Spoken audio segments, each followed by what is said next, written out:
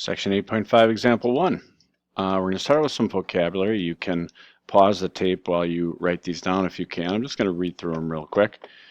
First, we have an angle. An angle is just a set of points consisting of two different rays that have the same endpoint.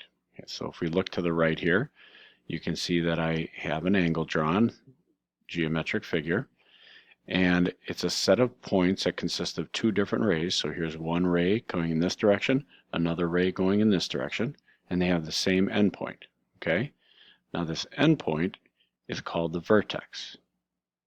And the vertex is the second thing that we're defining here. So the vertex is the common endpoint of two different rays. So this vertex, let's call it B, is this point B is the vertex endpoint of this ray and this ray. The point where they meet is called the vertex. Now these rays are called the sides of an angle. So this is a side and this is a side. They're two different rays on the angle are called the sides. The interior of the angle is the part in between the sides. Okay, so this is the interior. So all points in between the sides. The exterior is everything outside the angle. So that would be the exterior. Okay? Now we usually label 2 points on anywhere on these rays also. So let's say I just make 1 point on this ray and call it A, and make 1 point on this ray, I'll call it C. So we would call this angle ABC, or I could call it angle CBA, or because there's no mistake about any other angles with a vertex of B, we could simply call this angle B. Okay? All right, let's go to example 1 now.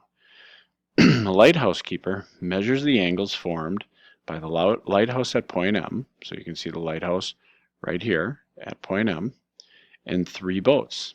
So we have a boat here at point J, another boat at point K, and another boat at point L.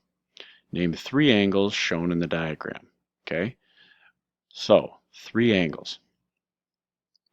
Even though M is the vertex, I cannot call any of these angles just simply angle M. The reason I cannot do that is because if you just call it angle M, how do I know if you're talking about this angle right here, or this angle down here, or this whole big angle right here? How do I know which one you're talking about if you just call it M? You can't simply use the vertex. Up here I could, because there's no mistaking what angle I'm talking about. There only was one angle. But down here there's 3 different angles. So let's name them. This angle right here that goes from this side to this side, right there, has these sides right here. If I'm tracing them, you can follow me here. So I could say, well, point J is on this side to the vertex M all the way over to K. M has to be in the middle. You can't just put the 3 letters in any order you want.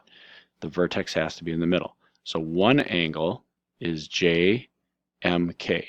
You also could have called that KMJ. You can reverse them as long as M is in the middle. The second angle goes from this side. Let me actually use a different color for this.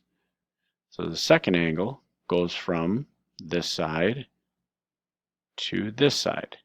And I don't want to use one arc again because we'll think that means in geometry it means it's the same as the other one.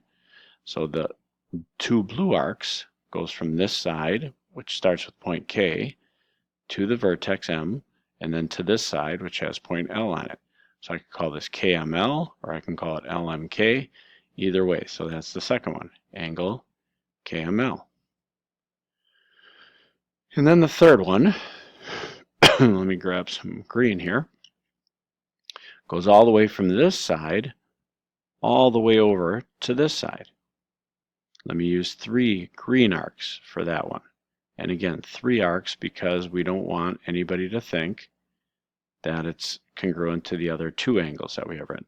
So the 3 green arcs, well, it goes from this side, which contains point J, to the vertex M, all the way to this side, which contains point L. So I call that JML or LMJ.